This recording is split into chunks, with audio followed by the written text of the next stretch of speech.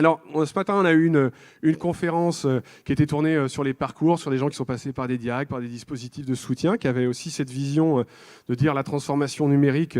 Nous, on en comprend que c'est aussi un bon prétexte et un bon moyen de questionner le modèle de l'entreprise.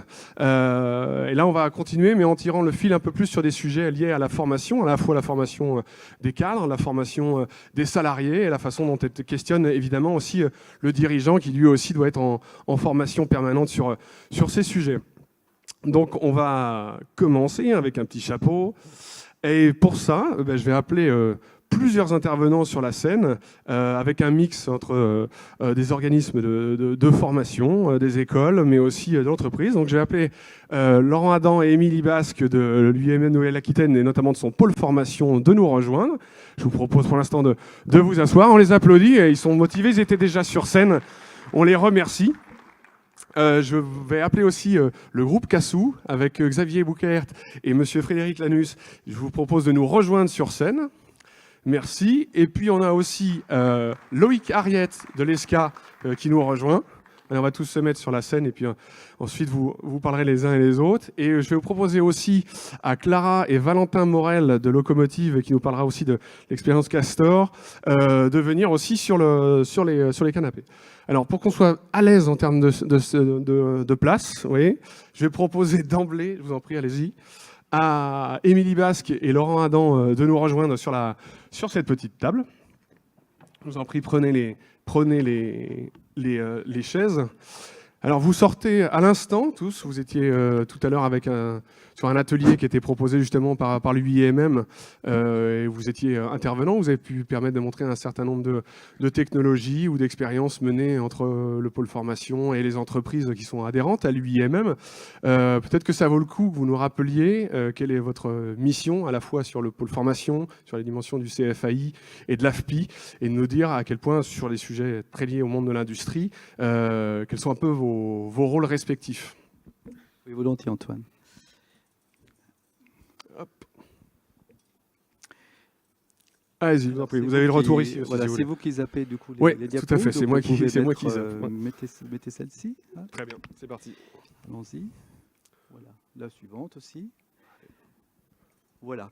Donc, mesdames et messieurs, bonjour. Alors, donc, le pôle formation de l'UIMM, notre mission, c'est d'être un centre de ressources pour l'industrie, pour accompagner les entreprises industrielles dans leurs enjeux de compétitivité à travers les compétences, à travers les ressources humaines, d'où notre signature, la fabrique de compétences. Nous avons 3 activités: l'appui conseil stratégique, qui a été développé tout à l'heure, la formation continue agile et l'alternance. Nous exprimons ces 3 métiers, l'appui conseil stratégique, la formation agile et l'alternance, autour des... Alors, c'est la précédente, pardon Antoine. Ah, il en manque une, bon, ça ne fait rien. Nous l'exprimons autour de tous les pôles de compétences qui contribuent à la chaîne de valeur des entreprises, donc dans les domaines de la technologie, les technologies fondamentales, la maintenance, l'électrotech, les technologies avancées, la robotique, la fabrication additive, la chaîne numérique, notamment. Et puis, nous exprimons aussi ces métiers de conseil, de formation continue agile et d'alternance sur les métiers support, donc la performance industrielle, l'amélioration continue, le management et la sécurité. Nous travaillons avec de nombreux partenaires. Nous avons une culture d'ensemblier, une culture partenariale. Pour répondre aux besoins des entreprises, on assemble les talents. Et nous travaillons notamment concernant les formations techno-avancées, les formations liées à l'usine du futur, avec l'Institut des techniques d'ingénieurs pour l'industrie, les écoles d'ingénieurs, notamment l'ENSAM, prochainement de nouvelles écoles avec qui nous allons déployer des formations sur le territoire, l'université, l'IUT, Aérocampus Aquitaine, qui est bien doté aussi de ressources numériques, de Maser qui est présent, et d'autres. Nous avons 950 entreprises clientes, environ 900 apprentis. Un tiers des apprentis sont aujourd'hui en formation sur le numérique. BTS, conception de systèmes automatisés, par exemple. C'est une tendance qui a bougé Alors, dans le temps. Antoine, absolument. En fait, cette année, 40%, nous avons 25 filières de formation et 40% ont moins de 5 ans. hein. Donc nous aussi, nous avons anticipé, nous avons regardé comment les métiers industriels évoluent, quels sont les besoins émergents, et créer de nouvelles formations, hein. Voilà. Donc l'innovation, ça nous parle aussi. Par exemple, hein, avec l'ENSAM, nous avons trois formations d'ingénieurs, une sur l'intégration des technologies innovantes, une autre sur la performance industrielle et une troisième sur les procédés avancés de fabrication qui inclut la fabrication additive.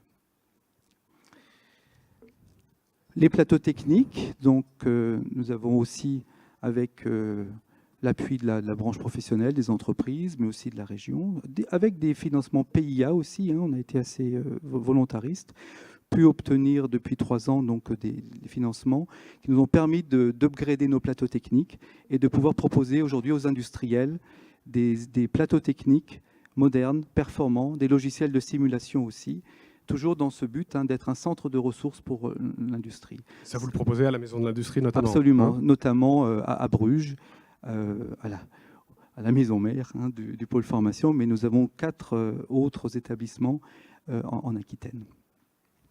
Alors, concernant la formation, hein, puisque c'est le sujet de l'atelier, donc avec Émilie, nous sommes particulièrement heureux de prendre la parole aujourd'hui pour parler de la formation, parce que je crois pouvoir dire que nous vivons une période assez extraordinaire en matière de formation, une période féconde. Pour faire court et un peu grossier, hein, de manière un peu grossière, peut-être qu'on peut considérer qu'on passe de Zola à NASA. Zola, c'est quoi? C'était la formation, vous savez, on a tous connu ça, où on a repéré un truc qui nous semble pas mal sur un catalogue. On disait qu'on partait en formation, et lorsqu'on revenait, ben, chacun, souvent assez seul, hein, quand on revenait de la formation, on était assez seul, on essayait de voir comment on pouvait retenir quelque chose de ce qu'on a été voir en partant en formation, et comment on pouvait réintégrer ça dans son activité professionnelle et progresser dans son métier. Donc ça, c'est l'approche Zola. L'approche NASA, c'est quoi? Voilà, c'est cette planche qui sert de support. Pour nous, il y a 3 raisons qui font qu'on rentre dans une nouvelle ère de la formation professionnelle. La première raison, c'est qu'on va aborder maintenant, en tout cas dans l'industrie, la formation comme un processus industriel. La première chose dans un processus industriel, c'est de réfléchir sur les livrables. Quand on lance un projet, quand on mène une action, le raisonnement, c'est quoi la finalité, c'est quoi le livrable. Donc en matière de formation, les anglo-saxons parlent de learning outcomes, hein, ou les outputs d'un processus. Peut-être qu'on peut plus sagement nous parler de compétences. Donc quand on engage une action de formation, première question, c'est quelle est la cible? Où veut-on amener hein, le collaborateur en termes de référentiel de compétences. Alors ce référentiel de compétences, il doit premièrement servir les objectifs du business et deuxièmement servir aussi les objectifs du collaborateur. Comment on sert les objectifs du business? Ça a été dit tout à l'heure, classiquement une GPEC, hein, un travail de gestion prévisionnelle des emplois et des compétences, relié à la stratégie de l'entreprise, hein, qui prend en compte stratégie partagée, les sujets d'évolution technologique, les sujets de transition numérique, les sujets de performance, du pilotage de la performance, RH. Voilà.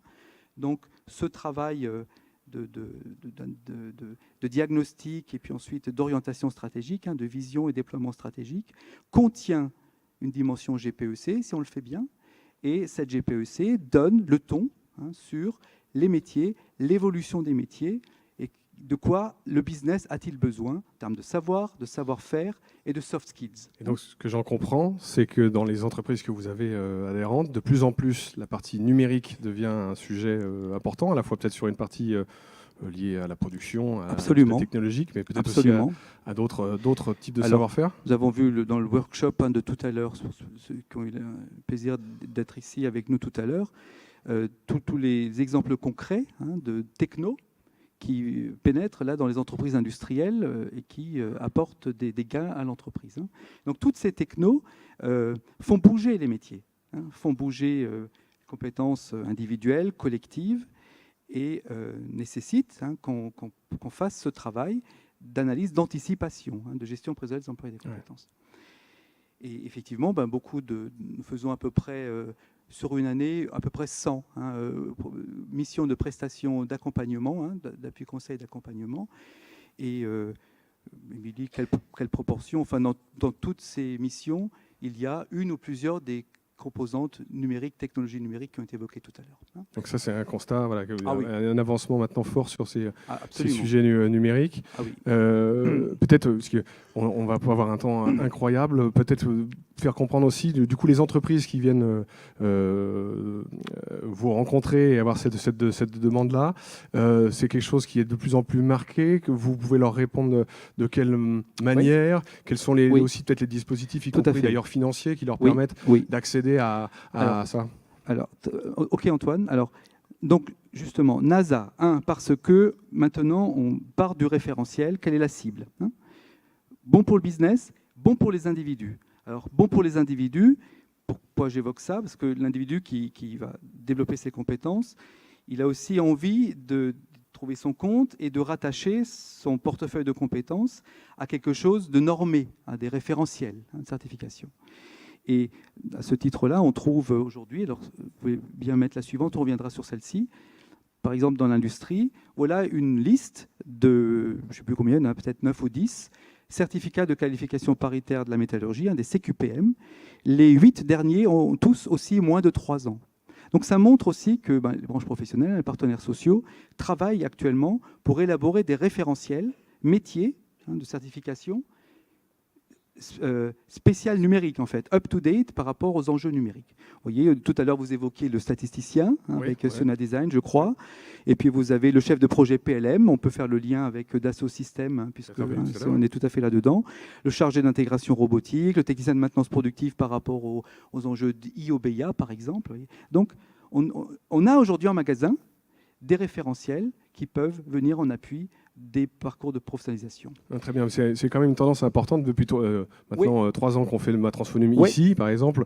C'est vrai qu'on sent cette évolution, y compris par branche, de types de formations qui peuvent être proposées, à la fois sur des phases à la fois conseil, mais aussi formation. Donc c'est un signe important qu'on souhaite transmettre évidemment aux entreprises ici. Donc par exemple, pour bénéficier de ça, il faut être un adhérent UIMM. Par exemple, monsieur Lionel Mathias, tout à l'heure, de la deuxième Proximétal, peut toquer à la porte quand on est UIMM pour venir avoir une réponse à ce type de besoin? Les CQPM sont ouverts et accessibles à toutes les entreprises industrielles, pour faire court. Voilà. On trouve quand l'entreprise est adhérente de la métallurgie, c'est du super easy. Quand elle est adhérente d'une autre branche, on trouve des solutions sans aucun problème. Peut-être deux autres questions, parce qu'il va falloir qu'on enchaîne dans cette journée. Est-ce que là, on est sur des formations qui sont liées aussi à la technologie. Quelle est l'approche côté pôle formation sur des formations qui sont plus aussi liées au business et à la compréhension, on va dire, de sujets numériques qui ne sont pas forcément des sujets technologiques? Alors, oui, si tu veux. Alors, effectivement, je pense que c'est une question qui est importante. C'est-à-dire que de temps en temps, on a des entreprises qui nous disent « j'ai besoin de faire monter en compétence mes collaborateurs ». Alors, ça va être sur de l'automatisme, sur du robotisme. Donc, pas toujours sur des technologies qui sont justement dans le cadre du numérique. On a fait le choix, Laurent a montré les plateaux techniques. Quand on a intégré des nouvelles technologies dans les plateaux techniques, on a vraiment fait le choix justement d'intégrer en même temps les technologies et le numérique. Parce que finalement, quand vous voulez évoluer, c'est assez rare que vous partez avec une usine neuve. Vous allez plutôt intégrer des nouvelles technologies dans vos lignes existantes. Donc on a fait ce choix-là aussi de pouvoir intégrer de la nouvelle technologie et du numérique dans des lignes existantes. Et on en profite quand on a des collaborateurs qui ne viennent pas se former sur du numérique pour créer de l'appétence et leur montrer justement en quoi le numérique va leur faciliter les conditions de travail. Peut-être un autre aspect avant qu'on puisse enchaîner. On avait évoqué dans les échanges aussi le fait que de plus en plus l'enjeu de la formation, et je pense que vous ne serez pas les seuls à le dire, que de plus en plus l'enjeu du in situ était de plus en plus important. C'est-à-dire qu'on n'amenait plus forcément des gens à se former ailleurs, mais qu'il fallait que la formation vienne à eux dans l'entreprise. Le numérique peut être à la fois un vecteur, à la fois pour des formations qui sont dispensées sur le numérique, mais aussi pour le permettre. Alors c'est mon NASA 2, NASA 3. Tu peux juste remettre la planche et je conclus. Donc, rappelez, je disais la formation de Zola à NASA. NASA 1 parce qu'on part d'un référentiel. NASA 2 parce que grâce aussi à l'évolution prenons la loi Avenir professionnel a été évoquée tout à l'heure. La réforme de la formation professionnelle, autrement dit, de l'année 2018, ouvre vraiment grand maintenant la voie à aux modalités de formation innovantes. La formation en situation de travail, la formation ouverte assistée à distance, les financements forfait parcours, plutôt qu'à l'heure et avec les émargements, pour répondre aussi à votre remarque de tout à l'heure. Donc voilà, formation professionnelle décorsetée, libérée des contraintes, possible de faire en situation de travail, donc au plus près des réalités du métier, dans le travail, dans le métier. C'est ce que j'ai appelé l'école dans l'usine, c'est-à-dire qu'on va dans l'entreprise, on mène des chantiers dans l'entreprise, et en même temps qu'on mène des chantiers, les compétences qui ont été repérées précédemment avec les référentiels que j'évoquais sont checkées au fur et à mesure de l'avancement des chantiers. Nous pouvons aussi, bien sûr, inversement, l'usine dans l'école. Sur nos plateaux techniques, c'est comme ça qu'ils ont été conçus, accueillir les salariés pour venir faire des mises en situation professionnelle ou des expérimentations, des prototypes, ou vivre des expériences sur démonstrateurs sur nos plateaux techniques. Et puis, pour conclure, la troisième aussi révolution qui fait que la formation devient NASA, c'est que le numérique transforme bien sûr les process industriels, mais transforme aussi ou donne aussi des leviers en matière de modalités de formation. La formation ouverte à distance, donc accès à des ressources en ligne, le travail collaboratif en mode projet. Parce que vous savez, on apprend à 70% à travers ces challenges, 20% en discutant avec d'autres et 10% seulement à travers des apports des formations traditionnelles. Donc tous les outils numériques permettent maintenant vraiment de travailler comme ça. Par exemple, concrètement, je termine là-dessus, prenez un formateur, un salarié, vous lui faites son portefeuille de compétences, voilà, et puis au fur et à mesure de son cheminement, au fur et à mesure de ses progrès, avec son tuteur, avec son mentor, avec son organisme de formation, eh bien, on peut l'inviter, par exemple, à tenir un mur collaboratif sur Internet où il va pouvoir mettre des ressources, il va pouvoir mettre des contributions, faire ce travail de réflexivité et partager son cheminement, partager ses réalisations avec le groupe dans lequel il est formé, avec ses parents, avec ses amis, avec son environnement professionnel. Voilà un exemple où le numérique apporte un vrai levier pour accélérer la montée en compétences. Très bien. Eh bien, merci pour ce témoignage. Ça nous montre aussi cette année dans ma Transphonium qu'il y a en effet une dynamique forte dans le monde de l'industrie et chez les acteurs de l'industrie pour justement prendre ce sujet à bras-le-corps et, comme vous disiez, de passer d'un état finalement assez... Enfin, je ne sais pas comment vous l'avez qualifié, Zola, c'est ça, c'est vos mots, à quelque chose où on accélère. C'est très important. Je vous remercie. Je vous propose de rejoindre, on les applaudit, de rejoindre vos places. Merci Émilie, merci Laurent. Et je vais sans plus tarder proposer... Hop là, c'est pas grave. Vous avez rien entendu ? Hop. De passer la parole, excusez-nous, c'était un petit coup de semonce sur le tempo peut-être. J'invite les gens à vous rejoindre aussi sur votre site web, notamment le site web du pôle formation de l'UIMM, pour trouver pas mal d'informations et évidemment les contacts, on vous transmettra ça. Je vous propose qu'on passe maintenant au cas du groupe Cassou. Avec M. Xavier Bouquert et M. Frédéric Lanus, respectivement président du directoire et directeur du DSI du groupe. Je vous remercie infiniment de nous avoir rejoints. Ça va, vous êtes bien installés? C'est bon? Parfait. Le groupe Cassou, on va le représenter. On a quand même, peut-être que tous nos interlocuteurs le connaissent pas, mais vous êtes une entreprise emblématique dans le domaine des travaux publics en Aquitaine, mais pas que, puisque le groupe couvre un grand nombre d'activités, et j'ai mis une slide qui les demande. Je vous laisse peut-être un peu nous dire rapidement ce qu'est le groupe aujourd'hui. En deux mots, très rapidement, bonjour à tous. Donc, le groupe Cassou, c'est une ETI, une entreprise de taille intermédiaire. Nous réalisons à peu près 225 millions d'euros de chiffre d'affaires avec un effectif de 1200 personnes. C'est une société patrimoniale, familiale, qui a été créée par Henri Cassou il y a une cinquantaine d'années. C'est une société, comme vous le disiez, comme tu l'as dit, qui travaille principalement dans le domaine du BTP, puisqu'on fait 85% de notre chiffre d'affaires entre les TP et le bâtiment, 40% dans les TP, 35% dans le bâtiment. On fait également à peu près une quinzaine de pourcents dans l'immobilier, puis 5% d'activité, un petit peu de diversification. On s'amuse à jouer dans des secteurs qui ne sont pas tout à fait les nôtres. C'est une entreprise qui travaille principalement en région. On fait l'essentiel de notre chiffre d'affaires sur la région, même si certaines entreprises ont des agences un petit peu ailleurs en France. Voilà, en quelques mots. Très bien.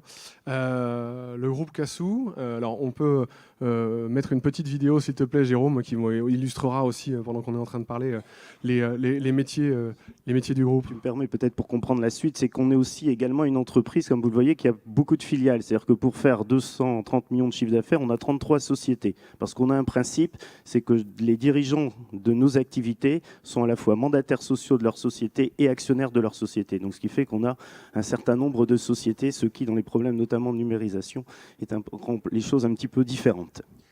Très bien. Avant peut-être de parler spécifiquement des collaborateurs, de leur formation, de leur sensibilisation, peut-être aussi rappeler quand même que le groupe Cassou, c'est une trajectoire de transformation numérique qui n'est pas neuve, on ne va pas commencer à en parler aujourd'hui, vous l'avez engagé depuis déjà quelques temps. Est-ce que vous pouvez nous dire un peu quels sont justement les jalons de cette trajectoire? Est-ce qu'elle sera demain? Et puis de comprendre un peu ce que ça implique, parce que finalement vous avez plein d'entités de taille qui ressemblent peut-être à des entreprises qu'on a vues tout à l'heure, qui ont des plus petites tailles. Comment vous pouvez gérer à la fois cette trajectoire de manière globale et quelles sont les grandes étapes du chemin, on va dire?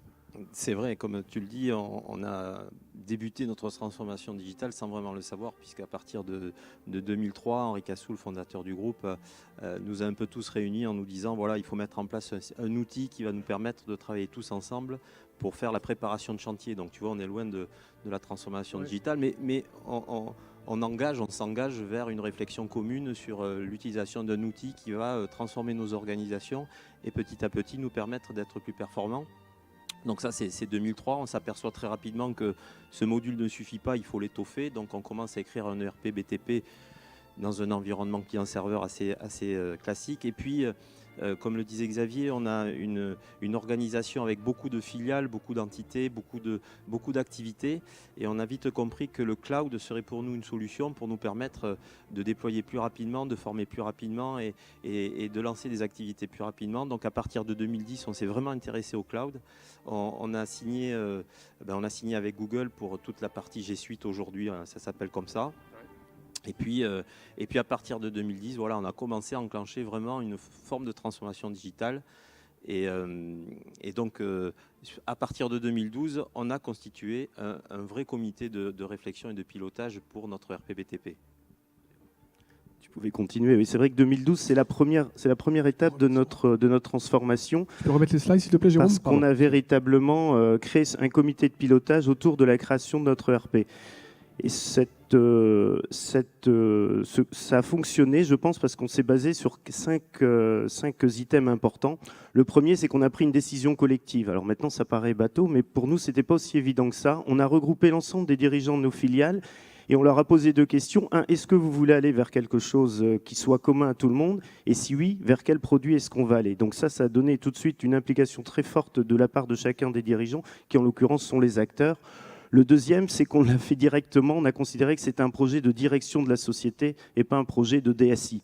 Fred le sait, je lui dis souvent avec plaisir, la numérisation, la digitalisation, c'est trop important pour être confié à un DSI. C'est comme les relations humaines, c'est trop important pour être confié à un DRH. Mais c'est pareil, je le dis parce qu'il faut savoir prendre de la hauteur par rapport à ces sujets-là. Et je pense que qui mieux que le chef d'entreprise, qui lui a la vision globale, peut agir à ce niveau-là. Donc c'était les deux premiers éléments qui étaient importants. Toi, tu en avais trois aussi, je crois. Oui, c'est ça. Après, on avait l'objectif de chercher un outil commun et personnalisable, très personnalisable par chaque métier. 33 sociétés d'exploitation, 33 métiers différents.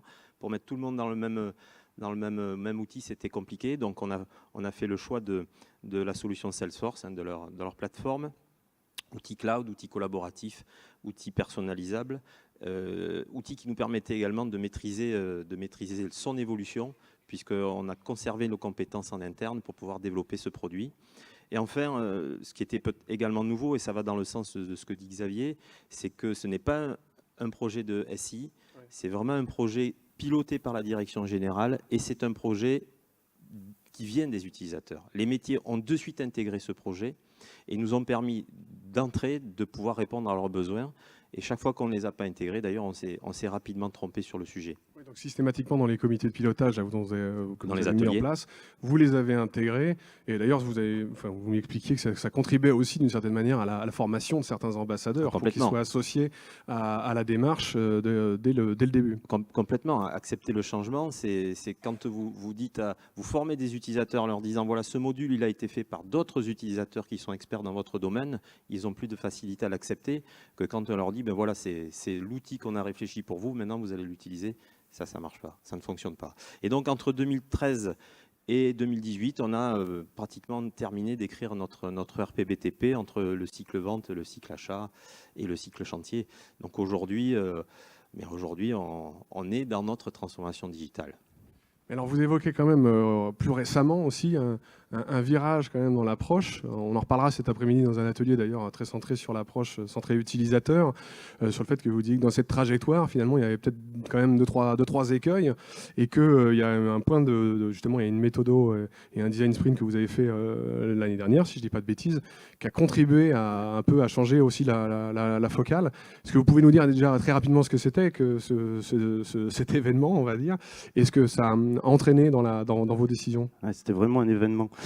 Effectivement, en 2018, on avait plusieurs constats. On s'apercevait que tout évoluait autour de nous, que nous, on évoluait, et surtout, on s'est aperçu qu'on allait avoir des gens qui pouvaient demain avoir des difficultés compte tenu de la digitalisation qui se mettait en place. C'est-à-dire qu'il y avait des métiers, on avait repéré une 80 postes à peu près dans le groupe, où finalement on se disait ces gens-là très rapidement vont être impactés fortement, et si leur poste ne va pas disparaître, leur métier, enfin ce qu'ils font actuellement va disparaître. Donc il faut qu'on réfléchisse, c'est notre responsabilité de chef d'entreprise de réfléchir. Alors comment réfléchir ?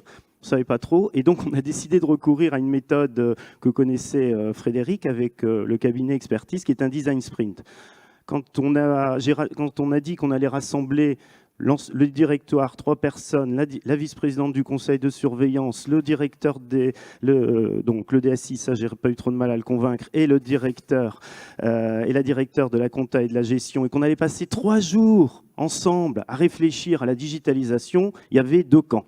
Ceux qui ont dit pourquoi pas, et ceux qui ont dit mais pourquoi on fait ça maintenant, en plus au mois de juillet, on n'a pas fini les reportings, ça va être l'enfer, comment est-ce qu'on va s'en sortir? Et puis finalement on l'a fait, et ça a été vraiment quelque chose de très bien, parce que surtout, in fine, on a réussi à sortir des actions concrètes. Et on s'est aperçu que finalement notre digitalisation elle avait besoin de se reposer sur 6 bases que je vais évoquer très rapidement. Le premier, je l'ai déjà évoqué, c'est l'implication des directions. Ça, je crois que, là, je suis convaincu sur absolument, s'il n'y a pas la volonté de la direction, ça ne peut pas marcher. Ne confiez ça à personne d'autre. Il n'y a que vous qui vous pouvez vous en occuper. Deuxièmement, il était nécessaire que nous mettions en place un système qui nous permet de suivre l'innovation. Même dans un métier, le BTP, on se dit c'est pas un endroit où l'innovation, eh ben si, la réalité virtuelle, la réalité augmentée, l'exosquelette, l'intelligence artificielle, tout ça, c'est des choses qui frappent à notre porte tous les jours. Et donc on a besoin d'avoir, et d'ailleurs c'est un peu une difficulté qu'on a actuellement parce que c'est le point sur lequel on est le plus fragile, on n'arrive pas encore bien à mettre en place ce système de veille.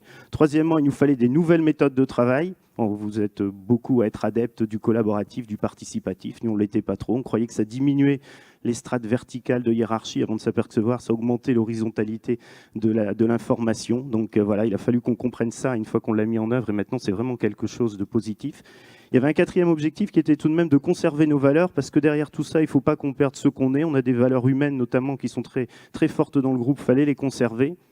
Ensuite, il y avait un cinquième élément qui nous a apparu, c'est qu'on était dans un système d'évolution constante. Le thème ici, ça s'appelle Ma Transfonum. Bon, je pourrais dire quelque chose sur Mainum, mais je vais le dire juste sur Transfo. Moi, je considère qu'on n'est pas dans de la transformation. La transformation, quand j'étais gamin, on transformait un petit bonhomme, ça devenait une voiture, puis on transformait la voiture, ça redevenait un petit bonhomme. Là, c'était des transformers. Or, c'est pas ça. On va pas passer d'un état A à un état B. On va constamment être dans l'état intermédiaire. Et c'est ça qui me semble important. Et il fallait qu'on ait ça de façon à ce que notre organisation puisse constamment intégrer cette évolution. Et le 6e axe, et ça rejoint le thème d'aujourd'hui, c'est la formation, parce qu'on s'est dit comment ces personnes qui ne sont pas forcément des adeptes de la numérisation, de la digitalisation, on va les amener petit à petit en compétences. Et là-dessus, peut-être, on avait quelque chose qui nous avait marqué dans la première étape quand on avait lancé les rapports de chantier. On avait demandé à des gens, on n'avait pas encore de tablettes sur les chantiers, on avait demandé aux chefs de chantier de saisir eux-mêmes les rapports de chantier sur leur ordinateur chez eux avec une petite clé, voilà. Et on s'est dit là aussi pareil, hein. Il y a les jeunes, très bien, ils sortent, ils maîtrisent ça, mais alors les anciens, comment on va leur expliquer ça? Il y en a pour qui ça va être compliqué. Et le retour qu'on a eu, et ça nous avait beaucoup marqué avec Frédéric, c'était très émouvant, des anciens qui sont venus nous voir et qui ont dit vous savez, nous maintenant, grâce à vous, on est très contents de saisir nos rapports de chantier sur nos ordinateurs parce que nous aussi, maintenant, on fait de l'informatique. Nous aussi, on dit à nos enfants qu'on est capable d'en faire et quand on rentre, parce qu'ils faisaient parfois en déporté chez eux, et ben nous aussi, on fait de l'informatique. Et je crois qu'on sous-estime toujours, on se crée des handicaps là où il n'y en a pas sur ce sujet. Les gens ont envie d'y aller, quel qu'il soit, quelle que soit leur formation ou leur origine. Très bien, donc une leçon finalement à travers ce point-là sur le design sprint pour faire un peu un twist dans l'approche et finalement se concentrer toujours plus sur les métiers. Hein. J'aimais bien aussi votre formule où vous disiez finalement ce qui est important dans la transformation numérique, c'est de comprendre que l'erreur, c'est de croire qu'il y a un grand soir. C'est-à-dire que c'est aussi un processus continu et qui donc de fait va questionner aussi la formation et les compétences qui sont à disposition. Ouais, ce que je disais tout à l'heure, c'est une évolution en fin de compte. Et il faut rester dans cet état d'évolution. Alors quand on est en entreprise, c'est quelque chose qu'on sait. On est tout le temps en évolution. Mais là, on a parfois l'impression, parce qu'effectivement, on utilise des termes comme transformation, comme il y a ceux qui y sont et ceux qui y sont pas. Non, on y est tous, Frédéric. On est tombé dans la transformation numérique comme d'autres, certains ont fait de la prose sans le savoir, quoi. C'est exactement pareil. Nous, on est tombé là-dedans, on n'avait pas l'idée que c'était vers ça qu'on allait. Donc, il faut savoir que cette évolution, elle va continuer. Effectivement, le support, la possibilité de poursuivre cette évolution, c'est de la formation et de la formation à tous les niveaux. Hein. Moi, le premier, Frédéric en second, mais jusqu'au collaborateur qui est derrière son tractopelle à travailler, quoi, sans aucune hésitation. Frédéric, vous vouliez rajouter quelque chose? Oui. C'est un vrai challenge aujourd'hui, former, on en a parlé à présent, je pense que c'est le thème de notre discussion, c'est un vrai challenge de former continuellement les collaborateurs parce que, comme le disait Xavier, les métiers évoluent, mutent, ils ont peur, les collaborateurs ont peur. Quand on a commencé à les former, certains nous ont dit « mais qu'est-ce qu'on va faire? Vous êtes en train de nous enlever notre travail ». Il a fallu leur expliquer qu'ils allaient changer de métier, il allait falloir qu'ils s'adaptent, se former également en continu.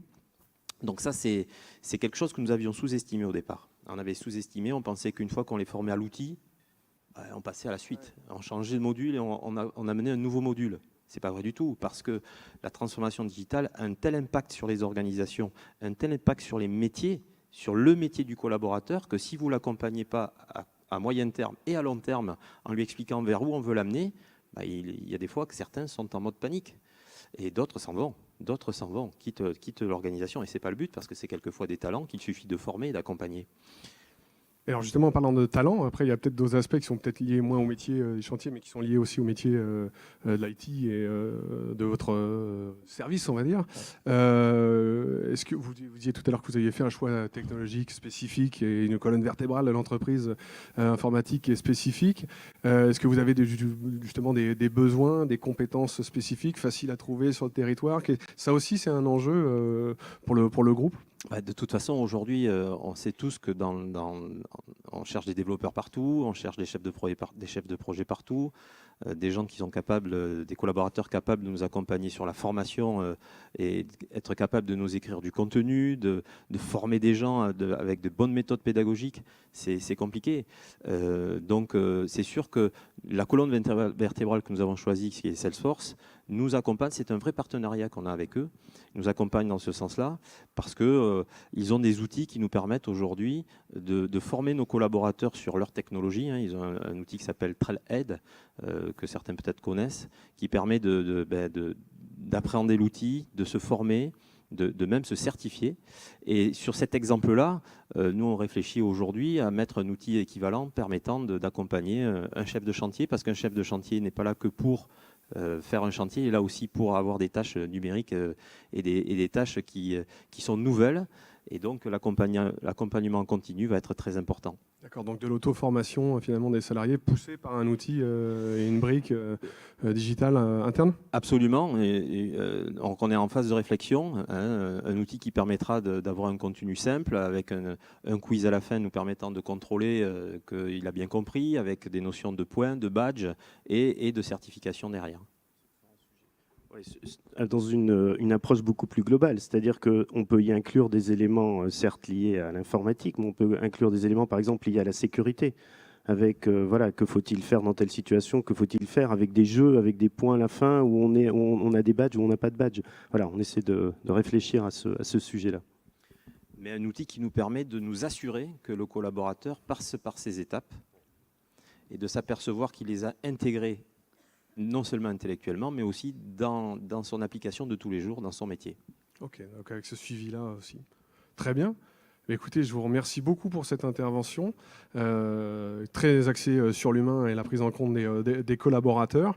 Et puis aussi, j'en retiens quand même sur, on le répète et on le rabâche chaque année dans ma Transfonum, l'intérêt aussi d'avoir des dirigeants qui sortent aussi du réverbère, qui font un pas de côté. Et je trouve que l'exemple aussi que vous évoquez sur le design sprint et ce que ça peut vous apporter est un bel exemple, je trouve, de ça, quoi. Est-ce que c'est un message que vous voulez aussi peut-être faire passer? Enfin, je crois que l'élément, mais enfin, je pense que tout le monde en est convaincu dans la salle, c'est que la transformation numérique, c'est pas un problème de transformation numérique, c'est une évolution, comme je le disais, c'est pas numérique l'important, c'est organisationnel et humain. Le problème qu'on a dans des entreprises, et on en discute au club des ETI ou dans tout un tas d'autres, on a tous la même question. Le problème, c'est pas de savoir quel outil on va mettre ou comment on va le mettre en place ou quand on va le mettre en place, c'est de savoir ce qu'on va faire des gens qui travaillent avec nous, qui sont autour de nous et comment eux on va les faire évoluer. Et c'est là que la formation prend tout son rôle et on en est à réfléchir, à se dire, est-ce qu'au-delà de ce que présentait Frédéric, on n'a pas, nous, à créer, nous, seuls ou à plusieurs avec d'autres entreprises, des organismes de formation spécialisés, alors non pas pour faire de la formation comme on l'a vu précédemment, mais de former les gens pour nos produits par rapport à nos spécificités. Parce que c'est là que va se jouer, c'est là que va être l'enjeu pour nos entreprises dans les années, les mois et dans les années à venir. Très bien, je vous remercie pour cette remarque. Je vous invite à rejoindre le canapé. Je vous remercie beaucoup. On peut les applaudir. Ce que vous venez de dire me permet aussi de... j'espère que vous avez assez de place. Oui, vous avez assez de place. Loïc, tu vas nous rejoindre.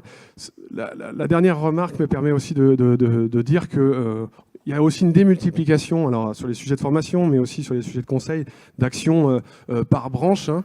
Là, on a des acteurs qui travaillent pas mal dans le bâtiment. On avait aussi à Deuxième Proximétal ce matin. Il y a des actions dans différents domaines. Je sais que la Fédération française, par exemple, du bâtiment aussi est en train de mettre à disposition des diagnostics ou en tout cas des phases de conseil importantes pour ses propres adhérents. Donc c'est un mouvement aussi d'accélération qu'on voit sur ces sujets. Tout à l'heure, les gens étaient en atelier avec l'AFPA, mais j'ai aussi en tête la GFO, Sobcalia et tous ces acteurs qui sont en train aussi d'opérer leur mutation pour proposer de plus en plus de dispositifs de soutien et de formation. Loïc, je t'en prie, je te propose de t'asseoir là. Loïc Ariès, si vous ne le connaissez pas, c'est le responsable des programmes bachelor de l'ESCA à Bordeaux. L'ESCA qui est une école qui est comment dire, pas que présente à Bordeaux, mais tu peux nous en redire peut-être un petit mot. Et je sais que tu es à la fois dans le conseil, dans ces programmes, mais tu as aussi travaillé justement sur la façon dont le digital peut impacter les organisations, que ce soit le décideur, mais aussi les enseignants. Alors absolument, je suis responsable des programmes bachelor pour l'ESCA à Bordeaux. Donc l'ESCA, c'est une école de management qui traversait le temps, qui a été créée en 1909, au départ à Angers, et qui s'est implantée dans une vingtaine d'années partout en France, donc Aix-en-Provence, Lyon, Paris, Bordeaux. Donc notre siège historique est à Angers, mais aussi dans le monde, donc à Shanghai et à Budapest. On a traversé le temps, donc on a su s'adapter. Et qu'est-ce que ça implique? Ça implique qu'aujourd'hui, on réfléchit à la manière d'essayer de répondre aux enjeux de cette transformation numérique. Cette transformation numérique, la réponse à laquelle on essaie de répondre, alors juste, je précise que je suis responsable de programme, mais que je suis aussi enseignant-chercheur. Alors effectivement, comme Antoine a pu le dire, mes recherches portent sur la manière dont la transformation numérique impacte les comportements, et notamment les comportements dans les organisations, qui plus est les ETI et les PME. Et donc les réflexions qu'on a pu mener sur cette transformation numérique, c'est d'abord quelles étaient les attentes que pouvaient avoir ces organisations de taille plutôt intermédiaire en matière de profil. Et donc les profils, donc là aujourd'hui on est tous réunis autour de cette question de la transformation numérique et on observe qu'il y a de nombreux experts. Donc experts sur de nombreuses thématiques, et que donc il y avait possibilité d'externaliser un certain nombre de problématiques dans le cadre des ETI et des PME. La problématique et l'enjeu, c'est la jointure entre ces experts et les problématiques fonctionnelles dans ces organisations. Donc pour apporter une réponse concrète justement à cet enjeu, on a imaginé des programmes à Bac+3, donc qui sont des bachelors, un bachelor digital qui vise à former des profils qui sont des profils qu'on appelle couteau suisse. Ça veut dire quoi? Ça veut dire que c'est des profils qui ne sont pas des profils financiers, qui ne sont pas des profils managériaux, qui ne sont pas des profils marketeurs, mais qui sont des profils qui sont capables de s'adapter, donc dans le cadre d'une double approche pédagogique. Cette double approche pédagogique, c'est quoi? C'est d'abord tout ce qui est lié à la connaissance de l'entreprise, ce que vous retrouvez de façon très très classique dans les écoles de management, donc de la finance, du marketing, des ressources humaines, de la stratégie, de l'économie, du droit, etc., etc., en y ajoutant une solide connaissance et de solides compétences qui sont liées au monde du digital et au monde du numérique. Ça veut dire quoi? Ça veut dire qu'aujourd'hui, quand on cherche par exemple un restaurant, le premier réflexe, c'est de sortir son smartphone et de taper dans Google « restaurant ». L'enjeu des 3 premiers résultats dans Google est aujourd'hui fondamental pour les entreprises. Qu'est-ce qu'il y a derrière le fait d'être parfaitement référencé sur un moteur de recherche? Donc on familiarise les étudiants aux questions liées à l'algorithmie, liées aussi à la programmation, liées à la manière dont on construit un site web, la manière dont on utilise de façon experte les réseaux sociaux, etc., etc. Il s'avère que ça, une école de management, elle ne sait pas le faire tout seul.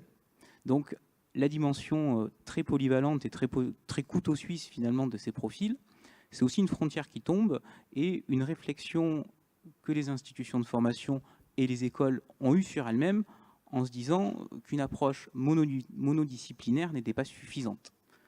Donc, aller chercher des partenaires et des écoles qui, elles, œuvrent sur la dimension numérique et technique, des écoles d'ingénieurs, pour être très clair, pour essayer de travailler ensemble et proposer des diplômes, des cursus qui sont hybrides et qui apportent justement à ce tissu de TI et de PME une réponse polyvalente et capable de s'adapter aux enjeux, alors à la fois sectoriels, mais aussi aux enjeux techniques liés à ces entreprises.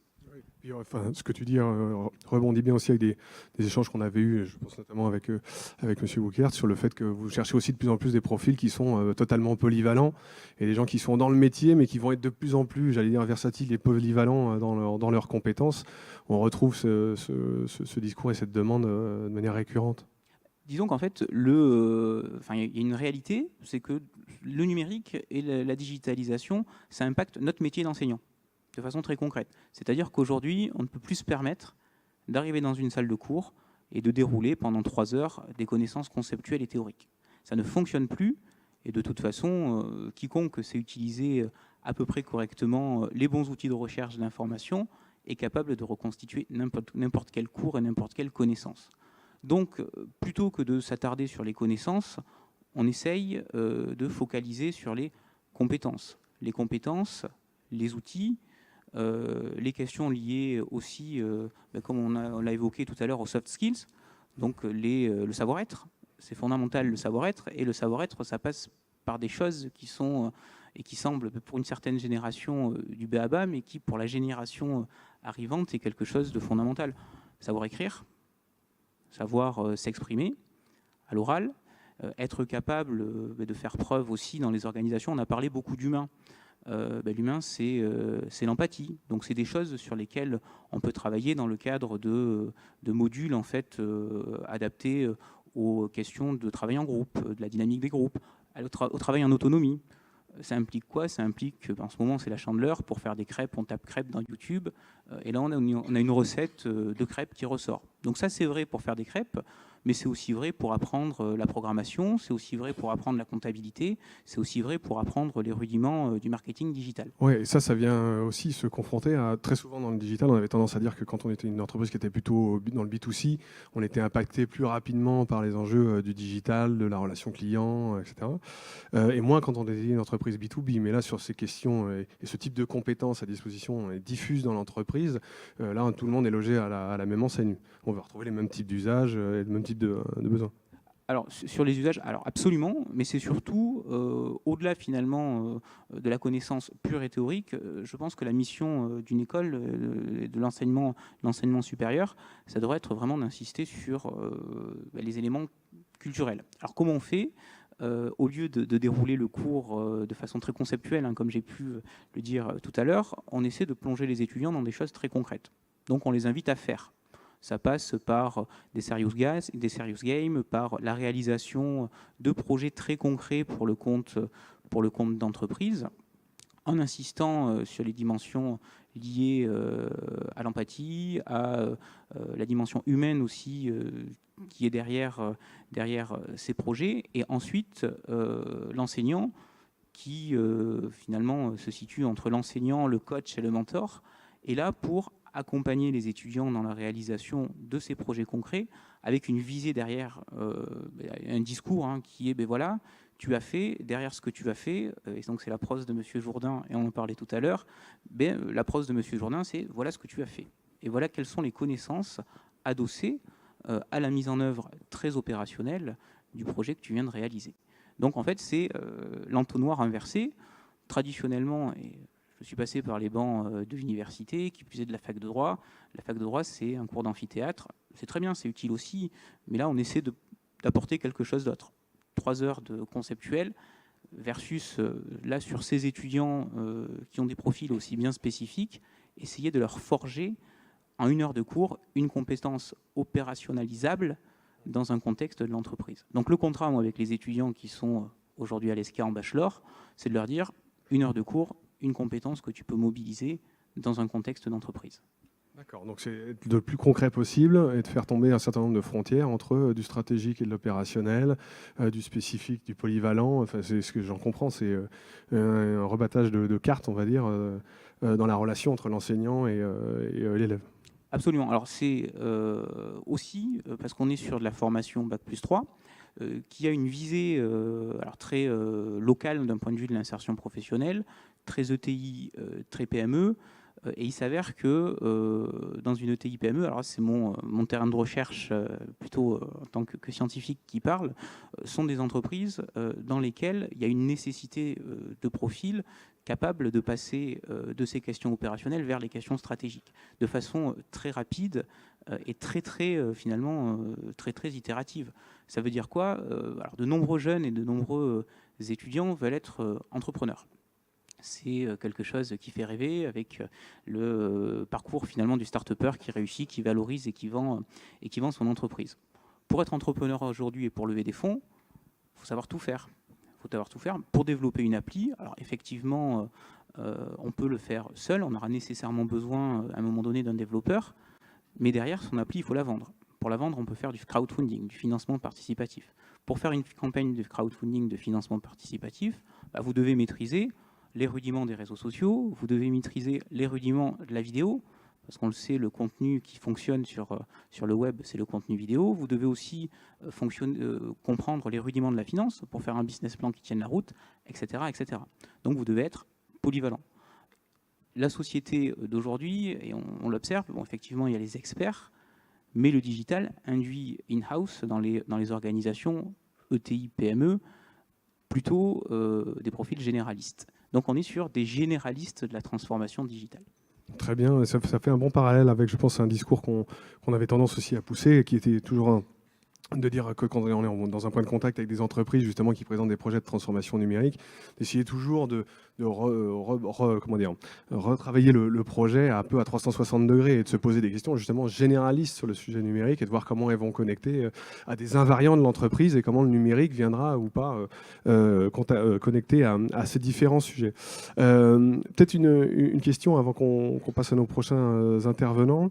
Moi, j'ai souvent un constat que je fais, c'est que dès qu'on parle d'usage, de connaissance du numérique, on est plutôt bon. Par contre, sur la connaissance des, on va dire, des modèles de l'économie numérique en elle-même, j'ai l'impression aussi que là, dans l'enseignement, peut-être de l'économie, je ne suis pas un spécialiste de ces questions, mais qu'il y a souvent des manques et que le retard aussi qu'on a pu observer dans la digitalisation des entreprises et dans cette approche très tournée sur la stratégie finalement et de questionner le numérique à l'échelle de la stratégie, il est lié aussi à une méconnaissance en fait de modèles qui viennent plutôt de l'économie numérique.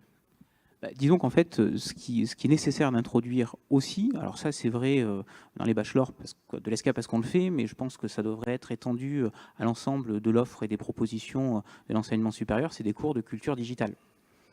Donc je me suis amusé, on a un cours d'économie et culture digitale sur les bachelors, on fait tout simplement l'histoire du digital. Et on se rend compte par rapport à l'histoire plus classique et plus traditionnelle que tout va beaucoup plus vite. C'est-à-dire que le digital impacte et compresse le temps. Et la transformation et les événements majeurs qui transforment et bouleversent durablement la société et l'économie sont beaucoup plus rapprochés dans le temps que les grandes révolutions industrielles qui ont pu marquer l'histoire. Et sur cette question des modèles économiques, il y a quelque chose aussi qui est important, c'est la dimension de la taille. La dimension de la taille, c'est quoi? C'est quelque chose qui nous a impacté, nous, école de management. Il y a 2-3 ans, un article qui était publié dans Le Monde et qui nous expliquait finalement que les diplômés des écoles de commerce, au bout de 2-3 ans de job dans une grosse boîte, décidaient de tout arrêter pour passer un CAP boulangerie et pour s'orienter vers les métiers de l'artisanat classique, manuel, etc., etc. Pour cette raison-là, ce qu'on essaie de faire, c'est de pousser les jeunes gens à s'orienter vers des entreprises et des organisations plus réduites. Pourquoi? Parce qu'on, dans ces organisations, notamment sur des enjeux de transformation numérique, on est beaucoup moins cloisonné dans ces tâches, on est amené à travailler sur des dimensions beaucoup plus larges d'une fonction. Et surtout, face à l'entrepreneuriat, il y a aussi quelque chose qui, à mon sens, est fondamental, c'est les problématiques liées aux reprises d'entreprise. Avec une compétence hybride digitale managériale, dans le cadre d'une reprise d'entreprise, on peut faire des choses qui sont magnifiques et qui peuvent être, par exemple, d'accompagner la transformation d'une ETI ou d'une PME à reprendre et lui permettre de tirer profit de cette transformation pour tenter de créer un maximum de valeur. Eh bien, merci beaucoup Loïc pour cette dernière parole, parce que ça va faire un écho particulier justement à nos derniers intervenants de cette plénière. Merci beaucoup pour ces paroles. Je te propose de rejoindre le canapé et je vais inviter mes derniers intervenants à prendre place. Donc j'invite Clara et Valentin Morel à nous rejoindre de Locomotive. Ça va ? Ça va bien? Allez, prenez place. Vous voyez, on a quelques minutes de retard. Les gens commencent à se dire, ce serait peut-être pas mal qu'on aille bientôt manger. On va leur faire la promesse que oui, et ça ne va pas tarder. Mais vous tombez plutôt à pic parce qu'on a parlé pas mal de polyvalence. Là, on vient juste de reprendre aussi, de parler justement de ce que disait Loïc sur le côté Small is Beautiful. Essayons d'avoir aussi l'expérience dans des entreprises plus petites. Et on vous a proposé d'intervenir pour plusieurs raisons. Alors, on en reparlera tout à l'heure, mais vous avez monté dans le bas du cours de la tendance là, un centre de performance orienté PME, notamment avec des missions liées à la transformation numérique. Vous faites partie du pool expert aujourd'hui. Donc aujourd'hui, vous êtes dans cette activité d'accompagnement justement plutôt des PME. Mais auparavant, vous-même, vous avez justement un profil un peu polyvalent, qui a organisé de la transformation digitale dans une entreprise qui était d'ailleurs pas tout à fait anodine pour vous. Donc on s'est dit que c'était intéressant que vous nous donniez un petit peu votre sentiment sur la transformation numérique, sur vos profils et comment vous avez déployé ça, notamment dans une entreprise qui s'appelle toujours Castor, qui est basée à Pessac, dont le dirigeant est peut-être d'ailleurs dans la salle. Donc est-ce que vous pouvez nous en dire un petit peu plus sur vos profils? Oui, bonjour, merci. Donc moi, j'ai fait une école de commerce, l'INSEC, où je me retrouve tout à fait dans ce que parlait notre prédécesseur, parce qu'effectivement, beaucoup de cas pratiques, de serious game. J'étais, moi, plus personnellement en majeur entrepreneuriat et j'ai croisé ton collègue Arnaud Demalé, qui du coup était responsable de la promo entrepreneuriat. Il doit être là. Et donc, il était content de voir que finalement, bon, des fois, on fait majeur entrepreneuriat et puis bon, derrière, on fait autre chose et des fois, on se monte à son compte et on essaye de faire son chemin. Et effectivement, après, j'ai intégré donc l'entreprise familiale Castor pour y mener la transformation numérique. Valentin. Oui, du coup, alors moi j'ai fait des études en sociologie et ensuite un master en infocom spécialisé en communication interne. Donc pareil, pour revenir, la communication interne, du coup, on va pousser la transformation numérique vers le bas avec l'acceptabilité, etc. Et ensuite, j'ai travaillé à Paris Web Institute, qui est un digital think tank qui s'occupe de la transformation digitale des grands groupes, avant du coup de rejoindre Clara et de monter Locomotive avec elle. Voilà. Donc vous aviez un mix de compétences, INSEC, aussi sciences humaines, mais du Hub Institute et de la formation spécifique digitale sur les grands groupes. Et vous avez mis ça à profit donc, de l'entreprise familiale. En fait, si j'ai bien compris, dans l'entreprise, vous avez beaucoup travaillé finalement à l'organisation de l'entreprise à travers ces sujets digitaux. Et puis vous avez fait un peu ce que vous faites aujourd'hui peut-être en conseil et que font pas mal d'experts qui sont là, c'est que vous avez posé un diagnostic finalement de l'entreprise qui était en bonne santé, mais sur lesquelles vous avez trouvé peut-être un certain nombre de pistes à travailler. Oui, absolument. En fait, Denis m'a dit, bon, écoute, tu es là, tu fais une césure avec l'INSEC, bah, écoute, balade-toi un petit peu dans la boîte, essaye de voir ce que tu peux y amener. Je dis, oui, bon, d'accord. Et donc, c'est passé en fait par l'écoute des salariés. Et par ce diagnostic, effectivement, d'aller au cœur des agences. Parce que, en quelques mots, Castor, c'est une entreprise donc, spécialisée dans la protection solaire, 45 salariés, 14 agences présentes entre la Gironde et la Dordogne. Et donc, 14 agences, 14 commerciaux, une entreprise qui fait à la fois toute la partie commerciale et l'installation donc des protections solaires. Et rapidement, effectivement, en faisant le tour des agences, je me suis rendu compte que les outils digitaux pourraient venir accélérer cette entreprise qui fonctionne très bien, qui est procédurière. Et donc, rapidement, j'ai proposé effectivement, alors à ce moment-là, on parlait surtout pas de transformation numérique, parce que sinon, quand on a des personnes avec un turnover proche de zéro et des personnes qui sont là depuis 20 ans, et puis en plus, quand on est la fille du patron et qu'ils nous connaissent depuis qu'on a 5 ans, bon, on passe par la petite porte, on parle d'abord d'un petit site web, et puis doucement, en fait, on vient finalement mener cette transformation numérique. Et donc, elle s'est menée en 2 points et en 2 temps. Finalement, c'était donc d'abord tout ce qui était stratégie externe. Donc là, on parle évidemment de remoderniser l'image de marque de la société et des agences. On parle effectivement de refaire le site web. On a monté également un site de vente en ligne de stores qui sont livrables dans toute la France.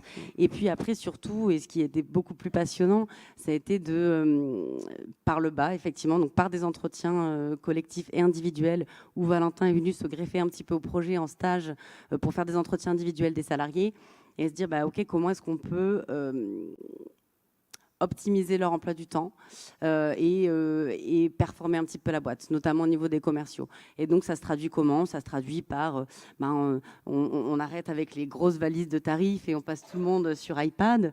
C'est passé évidemment par de la formation. Et donc là, je fais aussi le lien avec tout ce dont on parle depuis 1 heure, parce que c'était les plus réticents avec les plus motivés. On crée des binômes et on essaye de démystifier ce côté iPad. Mais alors, ça veut dire quoi ? Vous allez nous suivre, vous avez des agendas partagés, mais pourquoi ?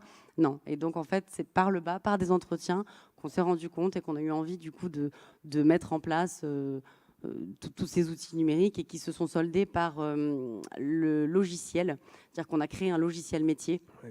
Global, comprenant donc à la fois toute la partie CRM, forcément, avec tous les fichiers clients, mais aussi toute la partie tarification, et un outil très global qui a mis plus d'1 an et demi à être développé.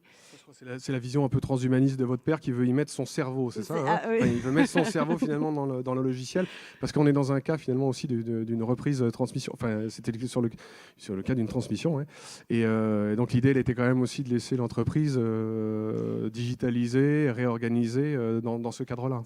C'est ça. En fait, quand on est arrivé, Denis, donc notre papa, avait pour vocation de vendre l'entreprise.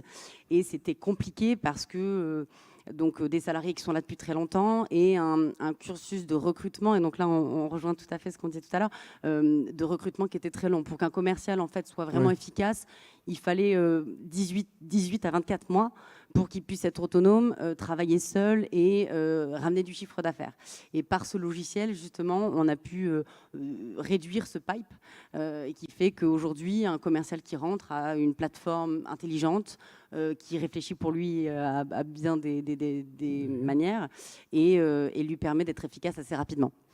D'accord, donc un gain de temps et une formation accélérée en fait pour les commerciaux à travers finalement davantage de réorganisation, on va dire. C'est ça, et donc ça a forcément valorisé l'entreprise lorsqu'elle a été vendue parce qu'une entreprise qui est très familiale et où on a une 50aine de salariés qui sont là depuis toujours, avec un chef d'entreprise avec une personnalité forte, ça fait un petit peu peur. Et finalement, tous ces outils digitaux, ça a vraiment aidé à asseoir quelque chose qui existait déjà, mais de manière plus modélisée. Très bien, donc une transfo numérique a impacté le site web et qui a permis d'avoir aussi du changement, on va dire, y compris un retour sur investissement dans les ventes en elles-mêmes, mais aussi sur l'organisation et la valeur de l'entreprise dans son organisation.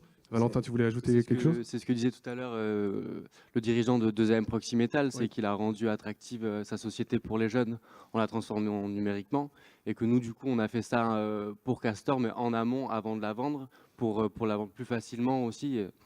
Et voilà, pour revenir après à ce qu'il disait sur la transformation numérique, c'est sûr qu'avant d'être la mise en place d'outils d'accélération de l'entreprise, c'est un changement de rôle et de valeur des salariés au sein de l'entreprise, d'organisation, etc. Et du coup, les entretiens, ça a permis de les faire accepter. Et c'est ce que vous disiez tout à l'heure aussi, des logiciels par les utilisateurs, pour les utilisateurs. Ça, c'est vraiment vrai. C'est-à-dire que c'est eux, en fait, le premier cahier des charges, entre guillemets, du logiciel.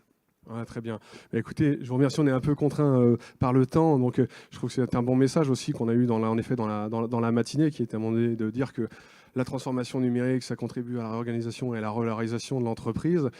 Ça contribue aussi à la revalorisation d'un certain nombre de métiers et de branches où le numérique peut venir aussi aider à remotiver dans la perception qu'on a des métiers de ces différentes branches d'activité. On va peut-être pour terminer, et Jérôme, si tu peux lancer la vidéo, quand même préciser donc, que maintenant vous avez ouvert un centre donc, qui s'appelle Locomotive et que vous êtes en bas du cours d'intendance. Si j'ai bien compris, dans les locaux où il y a ces discounts, enfin oui, où il y a eu ces discounts, discounts, voilà, hein. c'est ça. Et donc ça aussi c'est quand même un relais. Alors vous l'avez vu aujourd'hui, on a un paquet d'experts en transformation numérique. Vous avez aussi un nouveau lieu qui s'ouvre. C'est un reflet aussi du dynamisme local. Donc vous avez souhaité ouvrir ce lieu avec différents pools de compétences et d'accompagnement sur les sujets de la transformation numérique. Exactement, en fait, c'est un centre de performance qui est donc dédié à la croissance et à la transformation numérique des PME. Et donc concrètement, on réunit au cours de l'intendance une soixantaine d'experts indépendants, donc sous forme de pôle, de manière en fait à avoir l'ensemble des compétences nécessaires au bon développement d'une entreprise au sein d'un même lieu. Donc ça va évidemment, donc les pôles de compétences sont très transversaux. On va du conseil de gestion, comptabilité, fiscalité, à l'optimisation interne. Donc là, on parle de RH, on parle de conduite du changement et tout ce que l'on connaît bien, c'est-à-dire tout ce qui est marketing digital, communication, graphisme, de la tech avec des développeurs et ensuite tout ce qui est gestion de projet. Et l'intérêt et le côté un peu différent, on essaye de l'être, c'est que les indépendants qui sont au sein du lieu, sur les projets qui nous concernent et qui nous sont communs, facturent à Locomotive et Locomotive facture au client final, de manière à permettre aux clients de n'avoir qu'une seule facturation, qu'un seul interlocuteur, qu'une seule vision stratégique et d'être plus efficace. Très bien, merci pour cette présentation rapide. Encore un nouvel exemple d'accompagnement sur le territoire. Vous avez vu, ils sont riches. Et puis on en a profité pour passer cette vidéo qui montrait quand même un moment de cocktail et qui me permet de faire une transition tout assurée pour vous proposer maintenant d'aller, si vous le voulez, dans la salle 1200 pour le temps de déjeuner où vous allez pouvoir networker et échanger et où on se retrouve maintenant en fait. Merci pour votre attention. Merci à vous et merci à nos intervenants de cette plénière. Merci.